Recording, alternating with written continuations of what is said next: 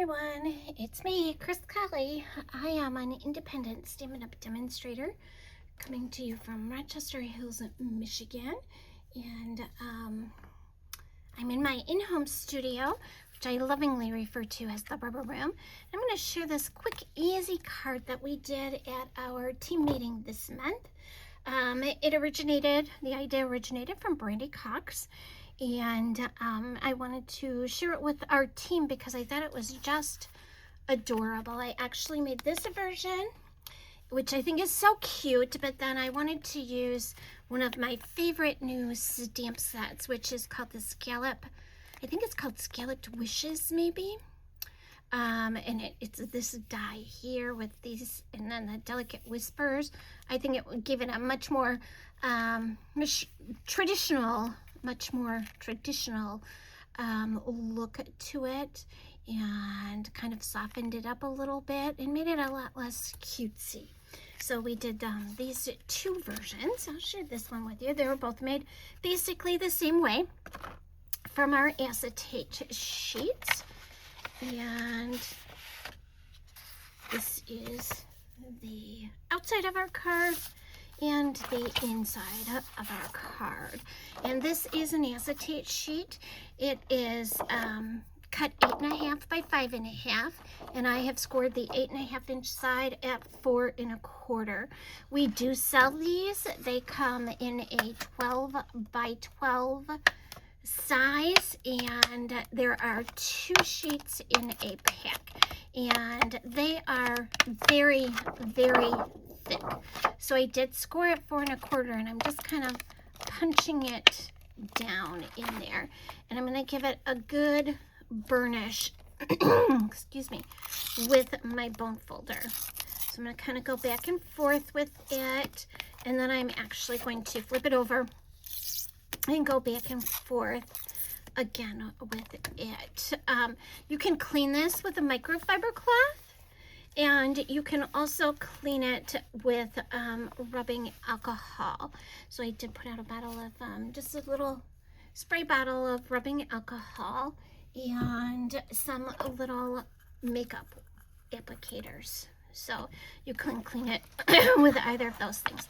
I'm just going to clean it up real quick, and that's going to help my adhesive stick to it, get rid of some of the oils from your fingers, and just kind of clean it up so it doesn't have all those smudges and sticky kind of things to it.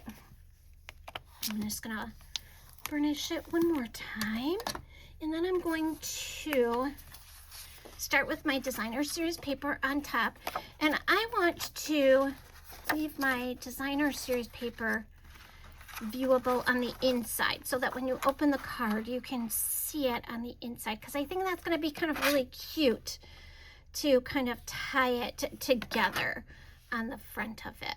So we'll see how it goes. I'm going to use my Stampin' Seal. Some of the people that were here for the team meeting used sticky strip too. So whatever you think is going to hold, I'm going to actually put this all the way around it because I want to be sure that it sticks to my acetate sheet. So, and I want to be sure when you open it, it's going to be this way. Okay, so I'm going to stand up and see if I can get it nice and straight. Okay, so that is nice and straight, and I think I'm okay with the way that it looks in there. But if you can see that little adhesive line and you don't like that, you can cover it up with a piece of cardstock. Okay, so I've cut a piece of Poppy Parade cardstock the same size as my designer series paper, and you can add that right inside if you want to. And I think that I'm going to do that. And again, I'm going to go all the way around. And maybe if you used your sticky strip, you wouldn't be able to see it as much as I do. So you could probably do it with sticky strip and get away with it. But I'm just gonna put my piece of Puppy Parade cardstock right on top of there so that you can't see it. Okay? And then these two pieces are gonna go inside of the back for you to write on, and I'm also gonna put one on the other side so that you don't see that adhesive on the back of your card. So again, all the way around, and this piece is cut a little bit smaller than this red piece. So what I'm going to do is or Puppy Parade piece, I'm going to put it right in the middle of my Puppy Parade piece. Make sure it's nice and straight.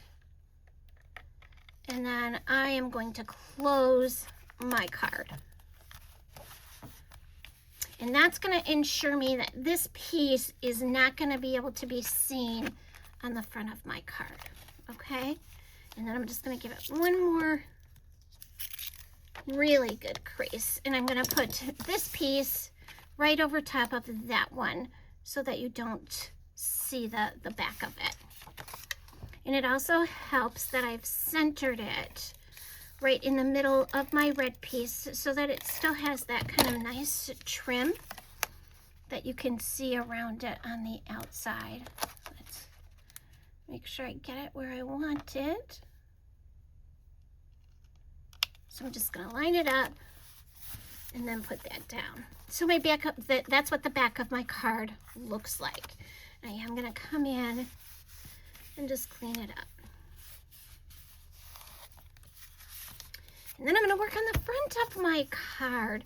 So inside I have this Puppy Parade and then the white piece for me to write on. I have cut this Puppy Parade, again, using that textured notes die, and this rectangle using the textured notes die, and then this one also using the textured notes die. So I'm going to come in with some Puppy Parade ink, and I'm going to put that, got a little back of a dimensional on there. Okay, I'm going to put my words on there. And this always helps me if I line my little die cut piece up so it's straight with my grid paper. And then my words straight. There we go. And I think that's all I'm going to need this for.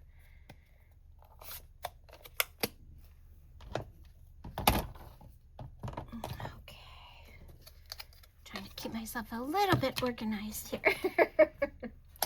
Which is, if you know me, you know that can be kind of tricky for me. So, okay, let's let that dry for a minute. I'm going to put this on. So my designer series paper, we actually had two choices. One was the worm and one was, I think, ants maybe. I don't remember now. I love this worm. I think he's so cute with the little top of an acorn for a hat. I think that's just adorable. So I'm going to put some dimensionals on my red, or my Puppy Parade. And stick that one up.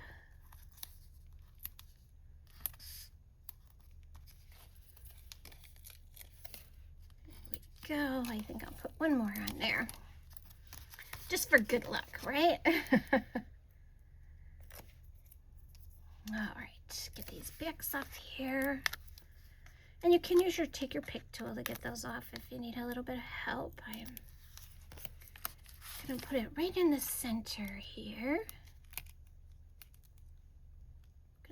There we go. I think that's so cute. And now I'm going to put my words on. I cut out this guy.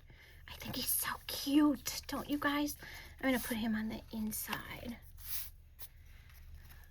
I think it's adorable. This designer series paper had so many really cute guys in it, that the little grasshoppers and bugs, and just really cute. And I'm debating there or there. I think definitely up here. Don't you think she's so cute? I think that just it makes the inside so adorable. Okay, so then we have Spread Joy, and I think it's gonna come down in here. And I'm debating on, for my sample, I did ribbon like this, but I think I'm just gonna do some twine. I think that this ribbon is kind of, I don't know, maybe heavy. I think I'm gonna do some twine, and I know right now that nesting with your twine is really an in kind of a thing. So I'm gonna see about some 3 fingers nesting there. I think that'll make it nice and big too. So I've just taken my twine and I've wrapped it around my fingers 3 times. So you get kind of a look like this. And I'm just gonna kind of wrap that end around there just a couple times so it doesn't like fall apart or open up there. Okay. And then I'm gonna put this, I think I'm gonna put it on kind of like this.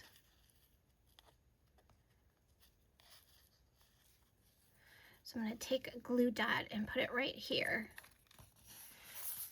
And then put my words on. Okay. So I'm gonna take a glue dot and put all of this together.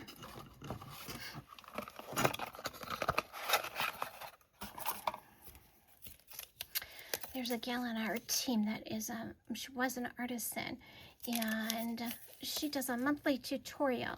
And I noticed when I purchased them that there are certain things that are really on trend.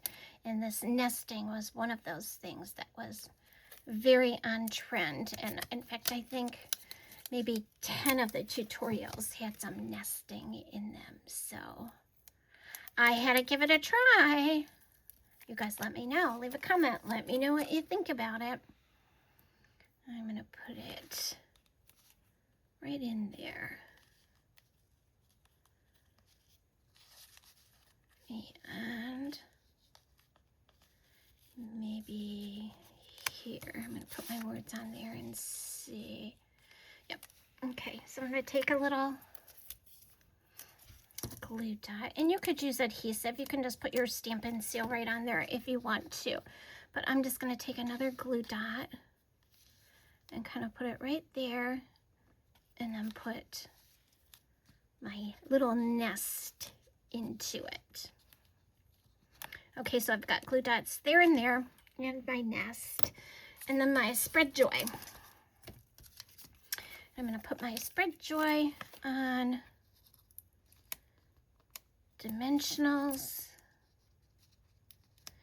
and I like it to put my dimensionals as close as I can to the top and the bottom of my sentiment piece, just so that it's going to go on top of my ribbon and still hold my words down.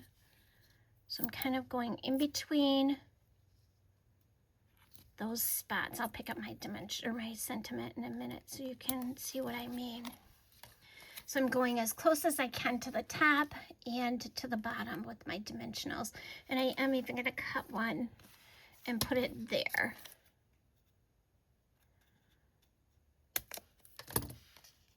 Because I don't want my sentiment to fall off.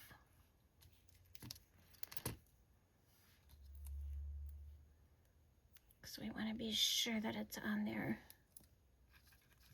Good. Okay. And I have to, I don't know if you guys have seen them, but they have these really adorable ladybugs that are so cute. So I'm gonna have to add one of those on here. But I'm gonna put this right over my little nest. There we go. And then these are the gems that go with it. Oh, aren't they adorable? They come with the cute as a bug set. I think they're so cute. So I'm gonna put a little one right there by my words. I of course stuck it down before I wanted to. I don't think I'm gonna be able to get it up without ripping my paper. I'm gonna see if I can just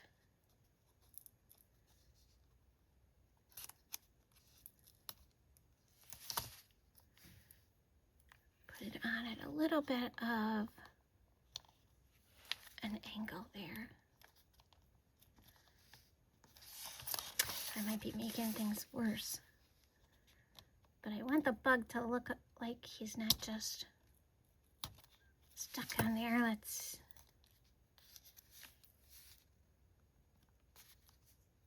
That's what I'm looking for. There we go. Isn't that adorable? I think that is just the cutest little thing. I'm going to take some of these clear ones and add them right to the center of my little flowers. And that's just going to give it a little bit more dimension. There we go. How fun is that? So you have a little ladybug there. Here I put it up there on the paper and then used that ribbon down there. So really fun, different takes on your clear acetate card. And then here is the other one that we did at the team meeting. So I hope you enjoyed this card and you'll give it a try. Thanks so much for stopping by.